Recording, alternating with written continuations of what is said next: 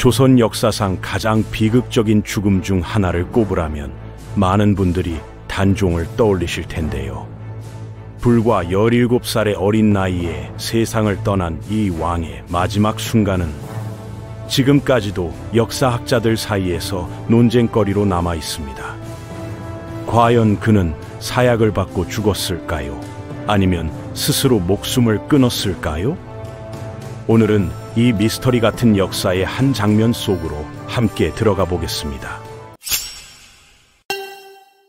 먼저 단종이라는 인물에 대해 간단히 살펴볼 필요가 있죠. 1441년에 태어난 그는 문종의 아들로 겨우 12살의 나이에 왕위에 올랐어요. 어린 왕이 즉위하면 항상 문제가 생기는 법인데 단종의 경우도 예외는 아니었습니다. 숙부인 수양대군, 그러니까 후에 세조가 되는 인물이 권력을 탐내고 있었거든요. 1453년 계유정난이라는 사건이 일어나면서 단종의 운명은 완전히 뒤바뀌게 됩니다. 수양대군이 김종서를 비롯한 고명 대신들을 제거하면서 실권을 장악했죠. 이때부터 단종은 이름뿐인 왕이 되어버린 셈입니다. 어린 왕은 무력했고 주변에는 자신을 지켜줄 신하도 거의 남아있지 않았어요. 2년 후인 1455년 수양대군은 아예 왕위를 빼앗아 버립니다. 단종을 상왕으로 물러나게 하고 자신이 세조로 즉위한 것이죠. 이제 단종은 왕도 아닌 상황이 되었지만 그래도 목숨만은 유지하고 있었습니다. 문제는 1년 후에 터졌어요. 1456년 성삼문과 박팽년을 중심으로 한 사육신 사건이 발생합니다. 단종을 다시 왕위에 올리려던 계획이 발각된 것이죠. 이 사건은 세조에게 엄청난 충격을 줬을 것입니다. 자신이 빼앗은 왕위를 되찾으려는 움직임이 있었다는 사실 자체가 위협적이었으니까요. 세조는 가차없이 관련자들을 처형했고 단종의 처지는 더욱 위태로워졌습니다. 결국 단종은 노산군으로 강등되어 영월로 유배를 떠나게 됩니다. 왕에서 상왕으로, 그리고 이제는 군으로까지 강등된 것이죠. 영월이라는 외딴 곳으로 쫓겨간 그의 나이는 고작 15살이었어요. 어린 소년인 홀로 유배지에서 보낸 시간이 얼마나 고독하고 두려웠을지 상상이 되시나요? 유배 생활은 약 1년 반 정도 지속됐습니다. 1457년 또 다른 사건이 터지죠. 금성대군을 왕으로 추대하려는 음모가 발각된 것입니다. 이번에도 단종과 연결된 반역 사건이었어요. 세조의 입장에서 보면 단종이 살아있는 한 계속해서 이런 반란의 명분이 될 수 있다는 판단을 했을 것입니다. 이제 본격적으로 단종의 죽음에 대한 이야기를 시작해 볼까요? 1457년 10월 24일 단종은 영월 관풍원에서 생을 마감합니다. 그런데 여기서부터 의견이 엇갈리기 시작하는 것이죠. 어떻게 죽었는지에 대한 기록이 명확하지 않기 때문입니다. 가장 널리 알려진 설은 사약설입니다. 많은 사람들이 단종이 사약을 받고 죽었다고 알고 있죠. 실제로 조선시대에 왕족이나 높은 신분의 사람들이 사형을 당할 때는 사약이 자주 사용됐어요. 체면을 유지하면서 죽게 하는 방법이었던 것이죠. 세조가 단종을 죽이라는 명을 내렸고 영월 지역의 관리들이 사약을 들고 갔다는 이야기가 전해집니다. 사약설을 뒷받침하는 근거로는 여러 가지가 있습니다. 먼저 세조실록에는 사사하라는 표현이 나오는데 이는 죽음을 하사한다는 의미죠. 조선시대의 사사는 대부분 사약을 통해 이루어졌어요. 또한 당시의 관례상 왕족을 처형할 때는 목을 베거나 교수형 같은 방법보다는 사약을 쓰는 것이 일반적이었습니다. 그렇지만 자살설도 만만치 않은 근거를 갖고 있습니다. 일부 야사나 민간 전승에서는 단종이 스스로 목을 메어 죽었다고 전하고 있거든요. 왜 이런 이야기가 나왔을까요? 단종의 성격과 당시 상황을 고려해 볼 필요가 있습니다. 단종은 유교 교육을 철저히 받은 왕이었어요. 유교에서는 신체 발부가 부모님께 받은 것이라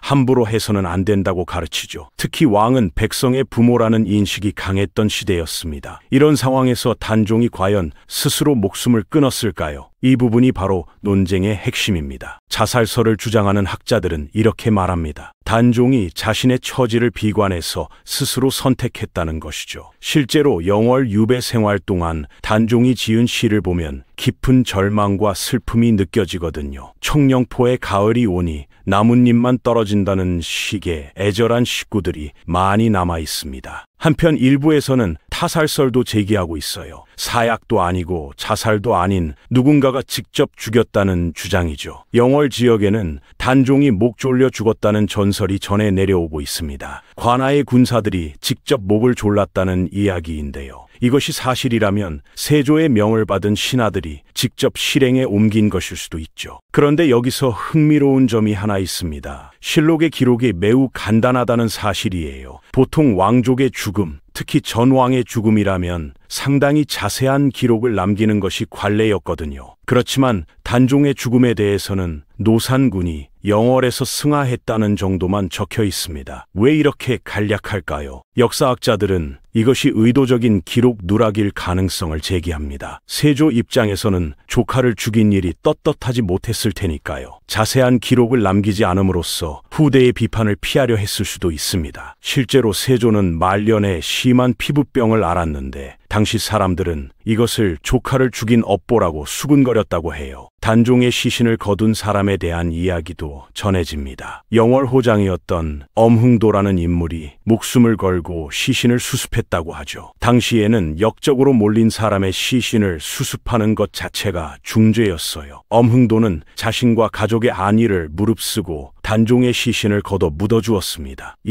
일로 그의 집안은 대대로 고초를 겪었다고 전해지고 있어요. 단종이 묻힌 곳은 영월의 동을지산입니다. 처음에는 간단한 무덤이었지만 훗날 숙종 때 단종이 복위 되면서 장릉이라는 능호를 받게 되죠. 무려 240년이 지난 후의 일이었습니다. 억울하게 죽은 왕이 그제야 제대로 된 대우를 받게 된 것이에요. 그렇다면 현대 학자들은 어떻게 보고 있을까요? 대다수는 사약설을 더 유력하게 봅니다. 조선시대의 관례와 기록을 종합해보면 세조가 사사 명령을 내렸고 이는 곧 사약을 의미했을 가능성이 높다는 것이죠. 다만 구체적인 방법이나 과정이 기록에서 누락된 것으로 추정하고 있습니다. 일부 학자들은 복합적인 가능성도 제기합니다. 사약을 보냈지만 단종이 이를 거부했거나 또는 사약이 도착하기 전에 스스로 목숨을 끊었을 수도 있다는 것이죠. 당시의 정황상 단종이 자신의 운명을 예감하고 있었을 것은 분명하니까요. 영월 지역에는 단종과 관련된 유적이 많이 남아 있습니다. 청령포는 단종이 유배 생활을 했던 곳인데 삼면이 물로 둘러싸인 외딴 곳이에요. 이곳에 가보면 당시 단종이 느꼈을 고립감과 절망감이 조금은 이해가 됩니다. 관풍허는 단종이 마지막 숨을 거둔 곳으로 알려져 있고요. 그리고 장릉은 지금도 많은 사람들이 찾아가 단종의 넋을 위로하는 장소가 되었습니다. 단종의 죽음을 둘러싼 미스터리는 단순히 호기심의 대상이 아닙니다. 이것은 권력이 얼마나 잔인할 수 있는지를 보여주는 역사의 교훈이에요.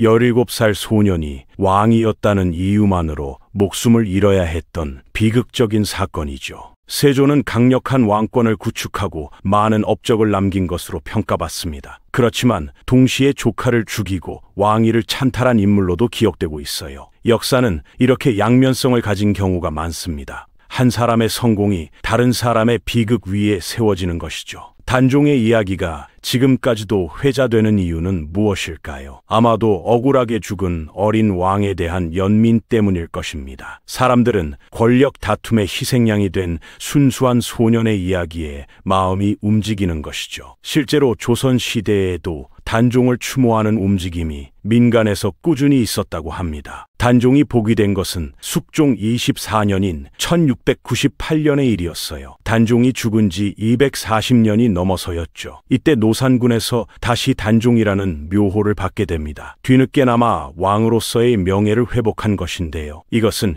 역사가 결국 정의를 기억한다는 것을 보여주는 사례라고 할 수 있습니다. 현대에 와서 단종의 죽음에 대한 연구는 계속되고 있습니다. 새로운 사료가 발견되거나 기존 기록에 대한 재해석이 이루어지면서 조금씩 진실에 가까워지고 있는 것이죠. 물론 완전한 진실을 밝히는 것은 어려울 수 있어요. 570년 가까이 지난 일이니까요. 그렇지만 중요한 것은 진실을 밝히려는 노력 그 자체입니다. 역사를 제대로 기억하고 교훈을 얻는 것, 그것이 우리가 역사를 공부하는 이유이기도 하죠. 단종의 죽음은 비록 비극적이지만 우리에게 권력의 본질과 인간의 존엄성에 대해 생각해 볼 기회를 줍니다. 영월에 가면 지금도 단종을 기리는 제사가 매년 열립니다. 570년이 지난 지금까지도 사람들은 이 어린 왕을 기억하고 있는 것이죠.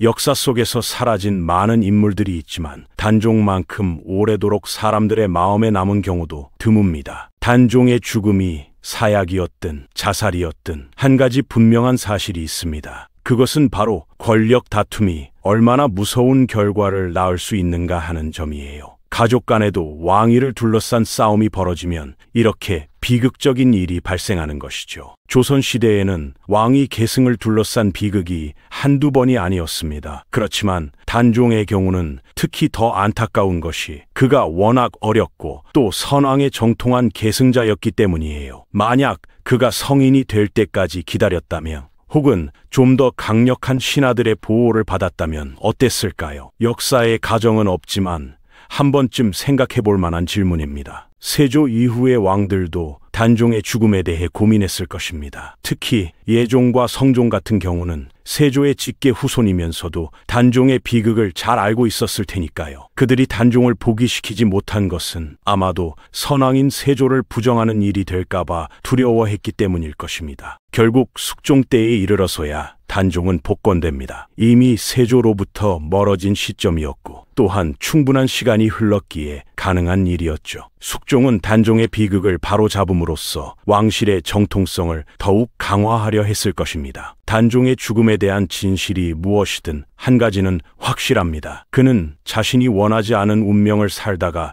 억울하게 세상을 떠났다는 사실이죠. 왕으로 태어난 것이 축복이 아니라 저주가 된 비운의 인물이었습니다. 그의 짧은 생애는 권력의 무게가 얼마나 무거운지를 보여주는 살아있는 교훈입니다. 영월의 장릉을 찾는 사람들은 지금도 단종 앞에서 숙연해집니다. 500년이 넘는 시간이 흘렀지만 그 비극적인 이야기는 여전히 사람들의 가슴을 울리고 있어요. 역사 속에서 수많은 왕들이 있었지만 단종만큼 애틋한 감정을 불러일으키는 경우도 드뭅니다. 오늘 이야기를 통해 단종의 비극적인 삶과 죽음에 대해 함께 생각해 보았습니다. 역사는 때로 우리에게 불편한 진실을 보여주지만 바로 그렇기에 더욱 가치가 있는 것이죠. 단종의 이야기는 비록 슬프지만 우리가 반드시 기억해야 할 역사의 한 페이지입니다. 그의 넋이 편히 쉬기를 바라며 오늘 이야기를 마치도록 하겠습니다.